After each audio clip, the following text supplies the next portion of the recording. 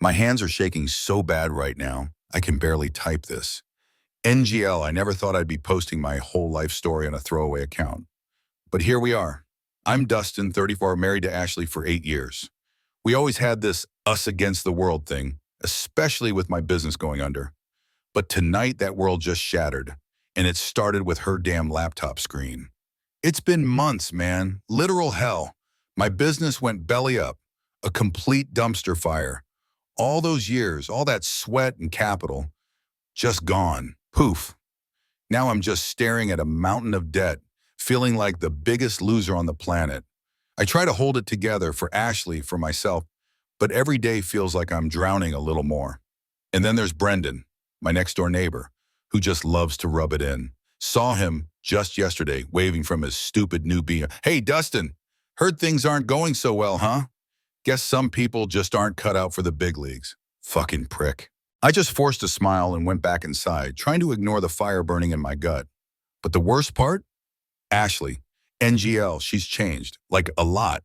Since the bankruptcy, it's like a switch flipped. She used to be my biggest cheerleader, my rock. Now she's a ghost, distant, cold. Her eyes just kind of look through me. We barely talk, barely touch. I try to reach out, to connect, but she just deflects. Everything is work, or I'm tired. It's been crushing me, TBH. I know I'm not exactly Mr. Sunshine these days, but a guy needs his wife. I kept telling myself it was the stress, the money, everything, that we'd get through it. We always have. I mean, we've been together for years, married for 8. We built a life. I decided, fuck it, I needed to do something. Our anniversary was coming up next week. I thought maybe if I reminded her, if I showed her I was still us, she'd thaw a little. Hey, Ash, I said softly, finding her scrolling on her phone in the living room. You know, our anniversary is just around the corner. She barely looked up. Oh, right, yeah. Her tone was flat, no excitement, no warmth, just acknowledgement, like I was reminding her about a dentist appointment. I was thinking, I pushed, trying to keep my voice light. Maybe we could go out, just us, like we used to? She finally glanced at me, a flicker of something unreadable in her eyes. Dustin, I can't. I'm swamped with work. You know how it is. It's just not a good time. She went back to her phone. My heart sank, but I refused to give up. I decided to make a surprise dinner. Something special. Her favorite rosé, the one with the fancy label. I remembered the brand, the exact year she loved. If I couldn't get her out, I'd bring the romance to her. I drove to the specialized wine shop downtown, feeling a tiny spark of hope. Maybe this would be the thing. Maybe this would remind her of us. I walked up to the counter, feeling pretty good about my choice. Hi, Mom. I'm looking for a bottle of the Chateau des Tours Rosé, the 2018, I told Shirley, the saleswoman. She's been there forever, knows everyone. Shirley smiled, reaching for a bottle. Excellent choice, Dustin. You know, your wife was just in here an hour ago, picking up the exact same bottle. Great minds, eh? My smile froze. Ashley, here? An hour ago? Yep. Said it was for a special occasion, Shirley chirped, completely oblivious to the sudden knot forming in my stomach. My hopeful mood evaporated, replaced by this chilling, creeping sensation. Ashley was here? For a special occasion? Buying her favorite wine, the one I was planning to surprise her with for our anniversary, which she just brushed off? The confusion was instant. Then the suspicion, cold and sharp, cut through me. I mumbled something, paid, and practically ran out of the store, the wine bottle feeling like a lead weight in my hand. I got home, the rosé sitting accusingly on the counter. My head was spinning. What the hell was going on? Before I could even process it, my phone buzzed. It was Ashley. Hey, baby, she said, her voice sounding oddly upbeat, almost too upbeat. So, listen, I just got a call. Super urgent business trip. Like right now, I'm already on my way to the airport. My blood ran cold. What? A 2-week business trip? And you're already at the airport? Why didn't you say anything? It was last minute, babe, truly. They just called me. I'm so sorry. I know it's bad timing, but this is a huge deal for work. Gotta go. Flight's boarding. Talk soon, okay? Love you. And then she hung up before I could even reply. Love you? It felt like a lie, a hollow echo. I stood in the kitchen, surrounded by the ingredients for a romantic dinner for two, staring at that goddamn rosé. 2 weeks, already gone, and the wine. My mind was racing, trying to put the pieces together, but they weren't fitting. The unease was a physical weight in my chest, a cold dread. Hours later, the dinner was still untouched. I was just numbly scrolling through my phone, trying to distract myself from the gnawing feeling inside.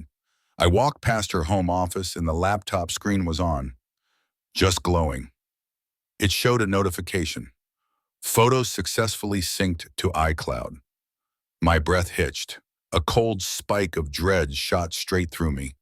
Photos? What photos? My finger, almost against my will, moved the mouse. I clicked on the notification. The screen changed, a gallery loading. The first image was blurry, then it started to resolve. Ashley, smiling, her beautiful, familiar smile. My heart was pounding, a frantic drum against my ribs. As the image fully rendered, the background sharpened. Not a business trip, not a hotel. It was a beach, a private-looking cabana. And then it fully hit me. An arm, a man's arm, not mine, tanned and strong, playfully wrapped around her shoulder. He was laughing, looking down at her, his face just out of frame. But the intimacy, the ease was unmistakable. She was leaning into him. My world didn't just crash, it exploded. The pieces clicked into place with a sickening thud. The coldness, the distance, the work, excuses, the wine, the sudden business trip where she was already en route. Every single red flag, every gut feeling I'd ignored, screamed at me. Numbness washed over me, a chilling, all-encompassing wave. I barely felt my fingers move as I scrolled. And scrolled, each photo a fresh dagger to the gut. Ashley laughing, Ashley holding hands, Ashley kissing. Him, a stranger, my wife, my everything. The next few days were a blur of pretending to be fine, pretending to miss her on her business trip, pretending like my entire world hadn't just imploded. But underneath, I was a goddamn machine, a broken, grieving machine, but a machine nonetheless. My brain was on overdrive, replaying everything, analyzing. I started subtly investigating every conversation, every detail she'd ever given me, now under a microscope. First, the business trip. I logged into our shared email, trying to find an itinerary, a booking confirmation, anything. Ashley was usually meticulous with that stuff. Flight details, hotel names, company contact info. She always copied me on anything important, especially for a 2-week trip. Nothing, not a single email about this trip. No calendar invites, no company memos. Zero. It was like this trip just didn't exist in our digital shared life. The red flag, already waving furiously from the iCloud photos, now felt like a giant crimson banner. Then the money. I went through our joint credit card statements. NGL, I'd been so buried in my own business bankruptcy, I hadn't paid as close attention as I should have. Now, with a cold clarity, I saw a pattern emerge. Hotel charges. Not just one or two, but a consistent string over the last few months. Different cities sometimes the same city, but different hotels. And the names? Fancy places, not the usual budget-friendly spots her company typically booked. Expensive restaurant bills, not just a couple, but a regular occurrence, often on weeknights when she claimed she was working late or having a quick salad at her desk. These weren't our expenses. They weren't tied to my spending habits. This was someone else's itinerary, someone else's life, funded by our shared account. I started thinking about her work calls, all those times she'd step out of the room whispering into the phone. Just my boss, she'd say, or client emergency. TBH, I never really questioned it before. Why would I? She was dedicated. But now it was clear. The timing of those calls often coincided with the hotel charges, the hushed tones, the way she'd always end them abruptly if I walked into the room. It was like watching a movie of my past, but with a completely different, horrifying soundtrack. Every inconsistency, every small lie, now glaringly obvious. Her car. I started keeping an eye on the mileage. She claimed her commute was X miles round trip. I knew it, but the odometer readings just weren't adding up. Sometimes she'd drive significantly more than her daily commute, but her explanation would be something vague like, oh, just ran a few errands after work, or had to go to a different office branch. It wasn't just a few miles off either. There were days where it looked like she'd driven 100 miles or more for no explained reason. I started jotting down the mileage every morning and night, a sickness churning in my stomach. And the phone, God, the phone. She used to leave it lying around, charging. Now it was glued to her hand, face down, screen locked. She'd take it with her everywhere, even to the bathroom. If I asked to use it for something quick, she'd hesitate, find an excuse, or accidentally delete something right before handing it over. I'd seen it, but rationalized it as her just being busy or protective of her work stuff. NGL, it felt like gaslighting now. She was so good at making me feel like I was the one being paranoid. The final piece of that puzzle came unexpectedly. She'd left her car keys on the counter. I was looking for my own spare keys, digging through the glove compartment, thinking maybe she'd left them there. My fingers brushed against something hard, shoved way in the back, under a stack of old napkins. Not a key, it was a phone. Small, cheap-looking, an old-school flip phone. Definitely not her usual sleek iPhone. My heart started doing this weird, irregular beat, a heavy, sick thud, a burner. TBH, I didn't even have to open it. Just the sight of it, tucked away like a dirty secret, confirmed everything. Another brick in the wall of lies, cementing the crumbling trust. The trust wasn't just eroding anymore, it was gone, completely annihilated, replaced by a cold, hard resolve to uncover the full, ugly truth. Every shred of doubt was replaced by certainty. I grabbed an old, unused notebook from my desk and started meticulously documenting everything. Dates, times, credit card charges, mileage, inconsistencies in her stories. The discovery of the burner phone. It wasn't just an investigation anymore. It was my only way to stay sane. My only way to feel like I had some control. I knew I couldn't confront her yet, not without absolute, undeniable, irrefutable evidence. If I did, she'd just deny, deflect, spin more lies, and hide everything. She'd gaslight me into thinking I was crazy. I had to be smart. I had to be patient. I had to be an even better investigator than she was a liar.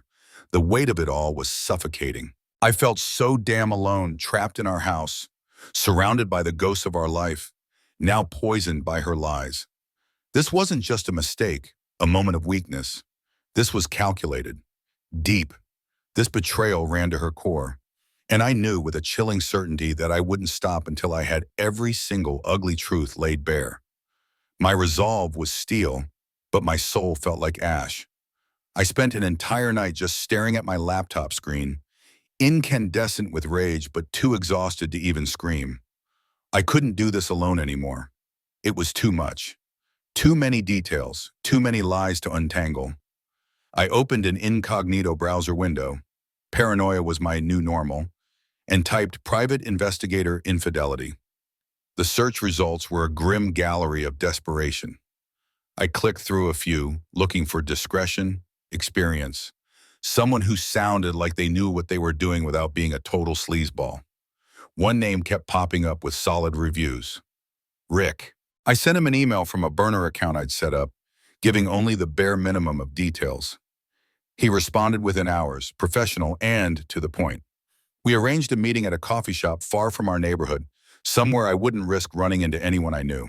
Sitting across from Rick, a guy in his late 40s with sharp, knowing eyes and a calm demeanor, my hands were shaking so bad I had to grip the coffee cup to keep them still.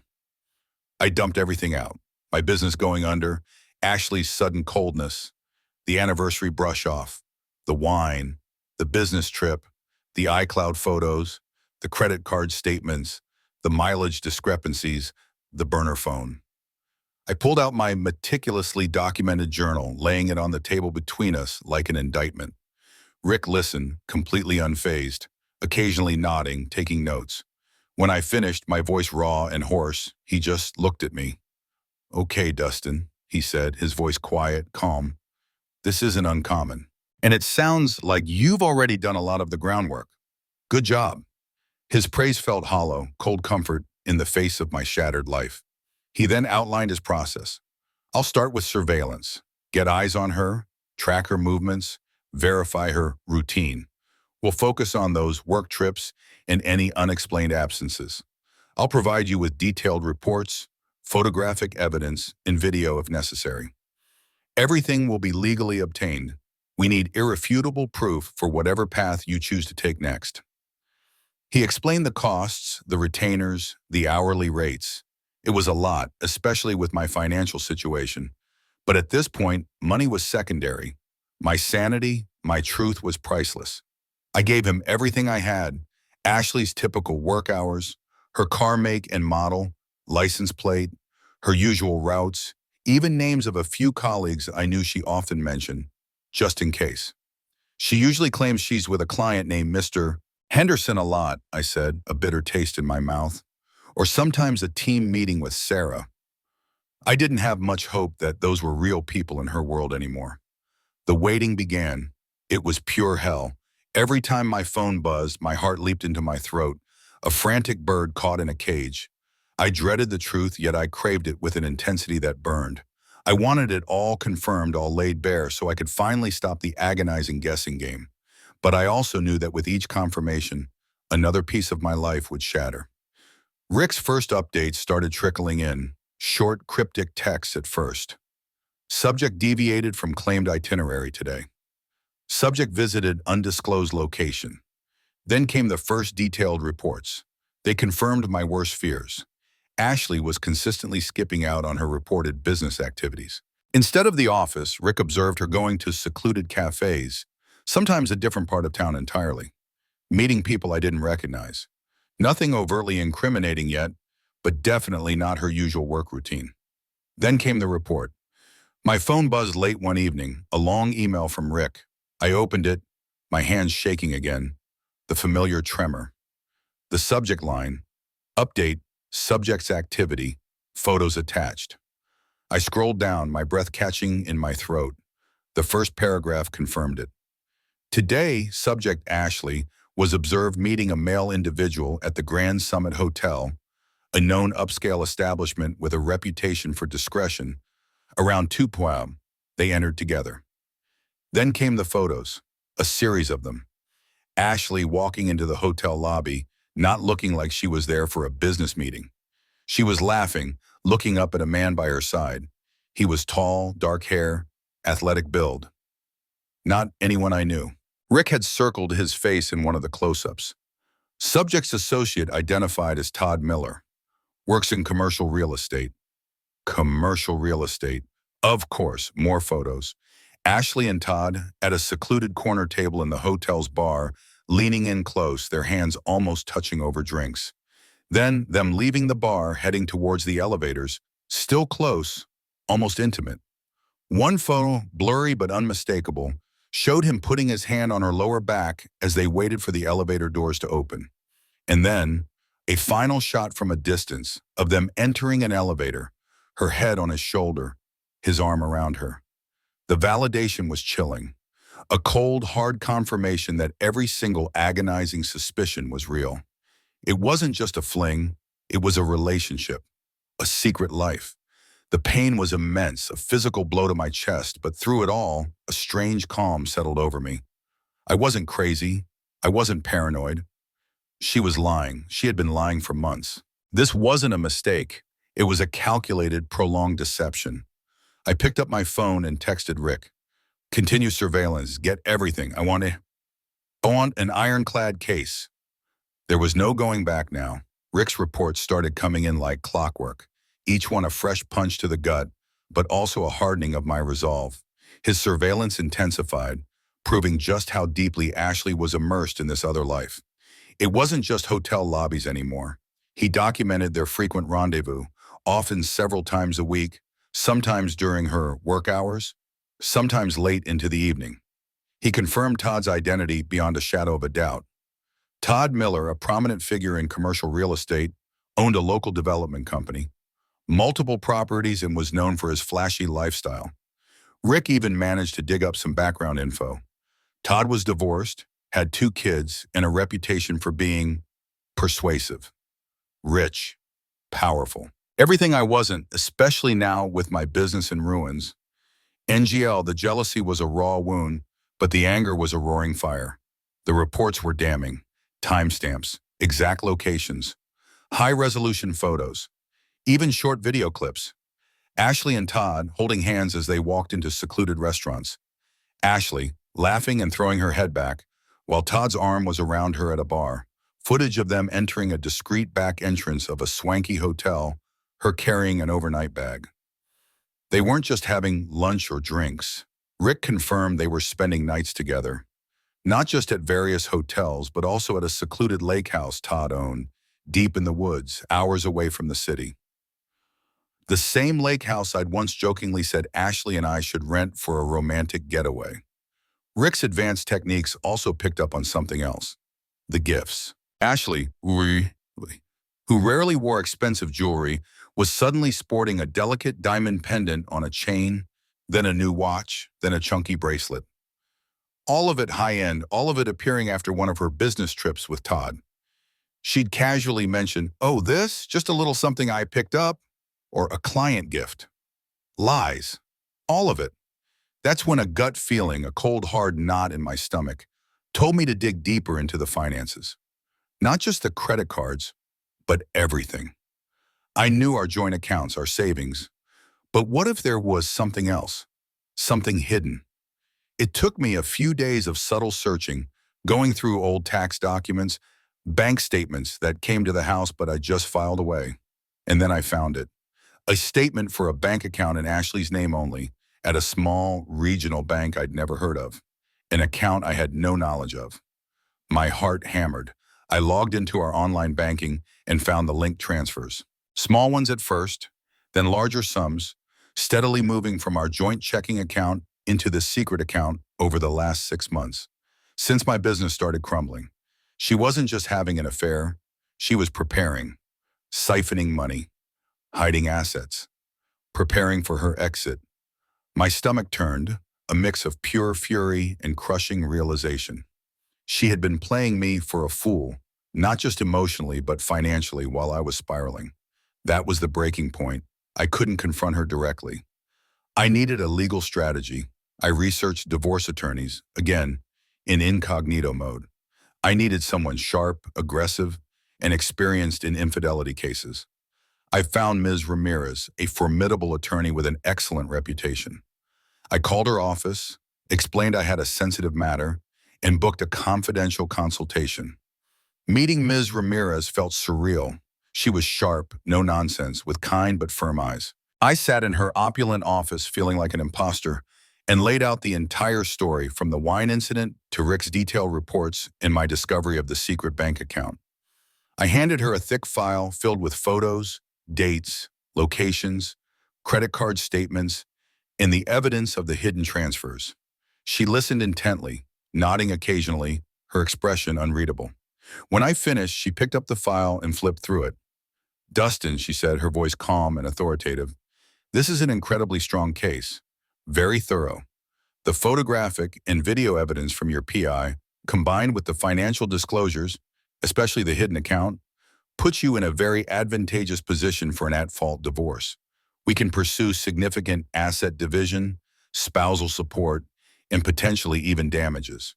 Your wife has engaged in clear marital misconduct and financial deception." Her words were a strange comfort, validation, not just of her betrayal, but of my strength in uncovering it. The pain was still there, a constant, dull throb, but beneath it, a steel-like determination had forged. Justice. That's what I wanted. I went home and, with trembling hands, started organizing everything into a secure digital file, backed up multiple times. I also created a physical file, a thick briefcase filled with printed photos, reports, and financial documents. This was my armor, my weapon, my truth. I knew the confrontation was coming. Soon. It wouldn't be pretty. It would be explosive. But I was ready. I was done being the fool. I picked the evening Ashley was supposed to fly back from her business trip. I wanted her tired, perhaps a little smug, and utterly unprepared. She walked in, dragging her carry-on, giving me a quick, almost dismissive hug. "Hey, babe, long flight. So glad to be home," she said, but her eyes were already scanning the room, not really looking at me. That fake sweetness just grated on my nerves. I was waiting for her in the living room, the coffee table between us, clear of everything except one item, the heavy black briefcase. "Ashley," I said, my voice unnervingly calm even to myself, "we need to talk." She raised an eyebrow, a slight frown touching her perfect forehead. "Oh, what's up? Can it wait? I'm exhausted." She started to move towards the kitchen. "No," I said, my voice hardening slightly. "It can't wait." She turned, sensing the shift in my tone. Her eyes finally landed on the briefcase. Confusion flickered across her face. "Dustin, what's with the briefcase? Is everything okay?" Her tone was still dismissive, bordering on annoyed. "No, Ashley, everything is not okay. Not by a long shot." I took a deep breath. "You know, when my business went under, I thought we'd face it together. I thought we were a team. I thought you were my wife." A dismissive laugh escaped her. "What is this, Dustin? Are you going to wallow in self-pity again?" "I told you, I'm tired. Can we talk about your bankruptcy drama later?" She crossed her arms, a familiar wall going up. The gaslighting had begun. I just looked at her, my face devoid of emotion. "No, Ashley, this isn't about my bankruptcy drama. This is about your drama, your lies." With a deliberate, slow motion, I reached forward and unlatched the briefcase. The clicks echoed in the silent room. Her eyes widened, a flicker of genuine surprise mixed with something else, apprehension. I reached inside and pulled out the first item, a stack of high-resolution photos. I laid them on the table one by one. Ashley laughing with Todd at the Grand Summit Hotel bar. Ashley and Todd holding hands as they entered the lake house. Ashley kissing Todd on a secluded beach. Her face drained of color. Her jaw went slack. "What is this? Dustin, what are these? You hired someone?" Her voice was a shaky whisper. I didn't answer. I just kept laying out the evidence. Next, the printed reports from Rick, detailing dates, times, and locations of her rendezvous. Then the crumpled burner phone I'd found in her car, placed it right next to the photos. "This ring a bell, Ashley? Or is this work too?" Her eyes darted from the photos to the phone, then back to my cold, expressionless face. The color was returning to her cheeks, but now it was a furious flush. "How dare you? You were spying on me!" "And this," I continued, ignoring her outburst, pulling out the bank statements, highlighting the transfers to her secret account. "Explain this, Ashley. Explain why you've been siphoning money out of our joint account into one I didn't even know existed, while I was fighting to save my business and our life." That's when her composure completely shattered. The shock gave way to fear, then explosive, venomous anger. She surged forward, knocking the photos on the table. "You're a pathetic loser, Dustin. My life was falling apart because of you. You lost everything. What was I supposed to do, stick around and watch you drown? Be miserable with a failure?" My heart, already broken, fractured further. The words were like acid. "So that's it? My financial struggles were your justification? For lying? For cheating? For stealing from me?" I tried to keep my voice steady, but a tremor crept in. "You didn't stick around to watch me drown, Ashley. You built a whole other life with another man behind my back while pretending to be my loving wife. You played me. You lied to my face every single day. The anniversary, the wine, the business trips. It was all a calculated, cold deception." She started to cry, but there was no real sorrow in it, just frustration and a desperate attempt to manipulate. "Dustin, please, it's not like that. I was just confused, scared. He just made me feel alive again." "It was a mistake, a huge mistake, I swear." "A mistake," I scoffed, a bitter, hollow laugh escaping me. "This wasn't a mistake, Ashley. This was months of planning, months of lies, months of betrayal. This wasn't a moment of weakness. This was a choice, a deliberate choice to deceive, to humiliate, and to destroy our marriage. My voice was a choked whisper. You didn't just break my heart, Ashley. You obliterated it. You destroyed everything we built. You destroyed me. I stood up, the briefcase still open on the table, a testament to her deceit. I'm not confused, I'm not scared, and I'm certainly not going to be a part of your mistake anymore. My voice gained strength, cold and firm. I'm filing for divorce, Ashley, effective immediately. Her head snapped up, her eyes wide with genuine shock this time. No, Dustin, no, please. We can fix this. We can go to therapy. Please don't do this. She tried to reach for my hand, her face a mask of panic. I pulled back, unwilling to be touched by her lies. There's nothing to fix, Ashley. It's over. You made your choices. Now you get to live with the consequences. The reality of her actions, cold and stark, finally crashed down around her. She slumped back onto the couch, truly broken now. But it was too late. My decision was final. Stick around to the end to see how life's costly choices unfold. The days following the confrontation were a blur. Ashley moved out, not quietly, but with a storm of recriminations, tears, and attempts to paint herself as the victim. I just watched, numb. My focus was entirely on the legal process. Ms. Ramirez was a force of nature. Within 24 hours of my telling her the confrontation happened, she filed the divorce papers. The grounds were clear. Ashley's infidelity and financial misconduct. We weren't holding back. Ms. Ramirez moved with ruthless efficiency. The first thing she did was secure an immediate court order to freeze all our joint bank accounts and assets. We can't risk her siphoning off more funds, Dustin, she'd explain, her voice firm. Given her history, it's a necessary precaution. I provided every single piece of evidence I had on Ashley's secret bank account.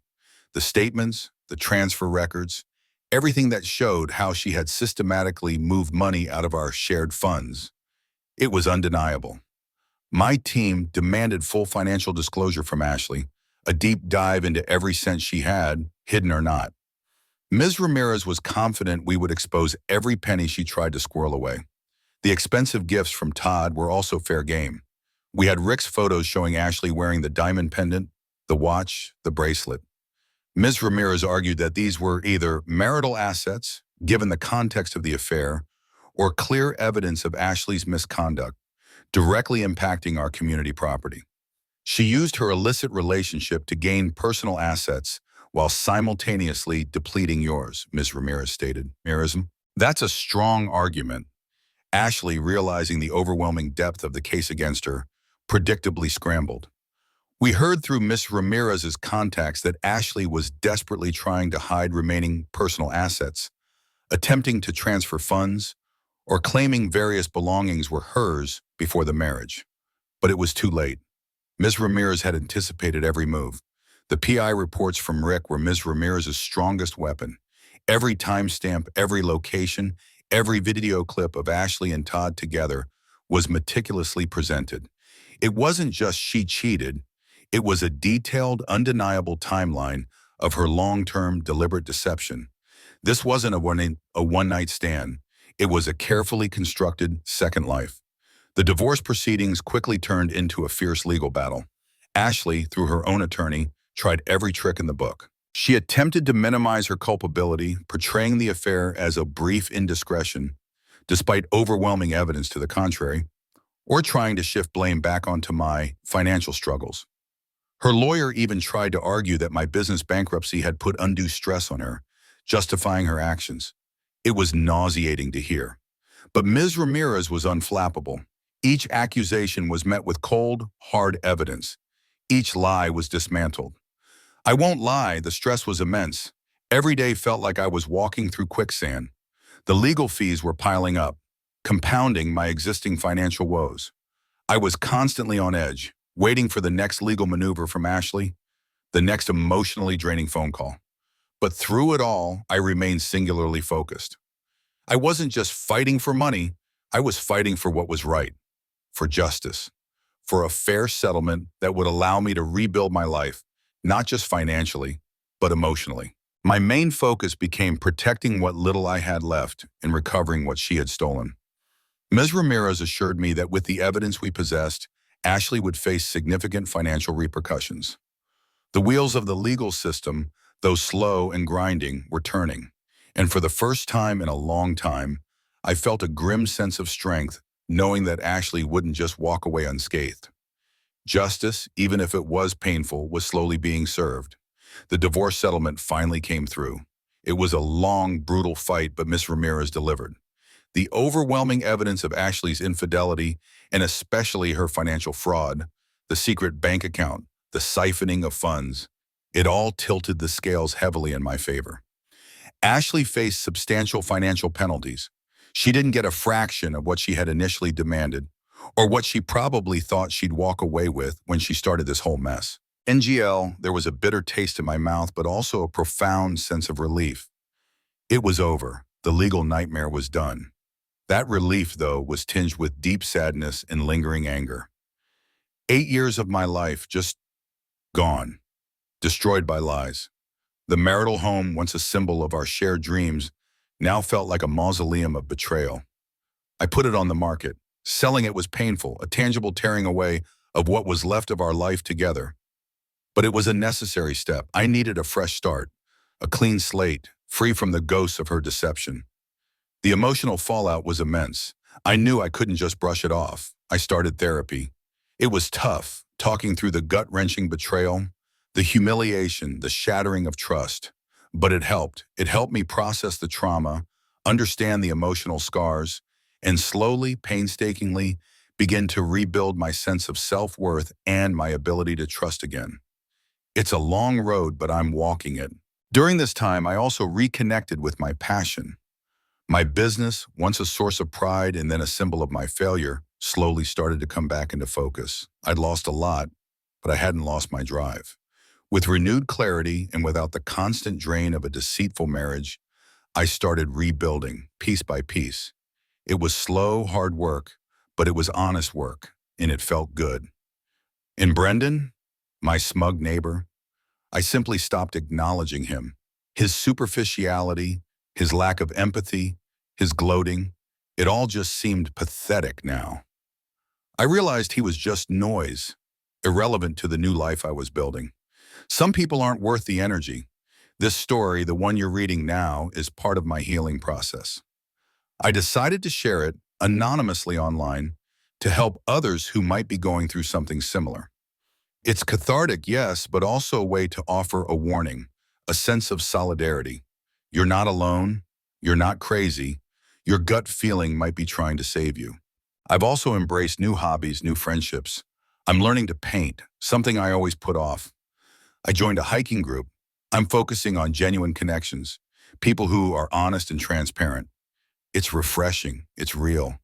There's a quiet peace in knowing that Ashley faced the moral consequences of her actions. She lost more than just a legal battle. She lost her integrity, her reputation among those who know the full story, and any semblance of a future with me. Her actions did not go unpunished, and that, in its own way, is a kind of justice. Todd? I hear they're still together, but honestly, I don't care. That's their mess now. I'm scarred, sure. The betrayal left deep marks, but I'm also stronger, wiser, and more resilient. I'm stepping into a new chapter, one built on authenticity, honesty, and self-worth. I'm leaving the betrayal behind, not forgetting it, but no longer letting it define me. This is my new beginning. The betrayal by Ashley left a crater in my life, a void that still echoes with the ghost of trust. NGL, the divorce was a victory, legally, financially. I got what I deserved. She got her consequences. But justice in court doesn't mend a shattered heart overnight. The constant anxiety, the feeling of being gaslit, the utter humiliation, those wounds don't just heal because a judge signs a paper. I still find myself scanning rooms for burner phones, checking bank accounts with an almost obsessive vigilance. The thought of ever fully trusting someone again feels like climbing Everest in flip-flops. Her actions didn't just end a marriage. They fundamentally altered how I see the world, how I see people, and most painfully, how I see myself. The financial strain of the bankruptcy compounded by the legal fees was immense, and rebuilding from zero it is a daily grind. Ashley went on with her life, but mine was irrevocably reshaped by her deceit, a permanent scar from her calculated choices.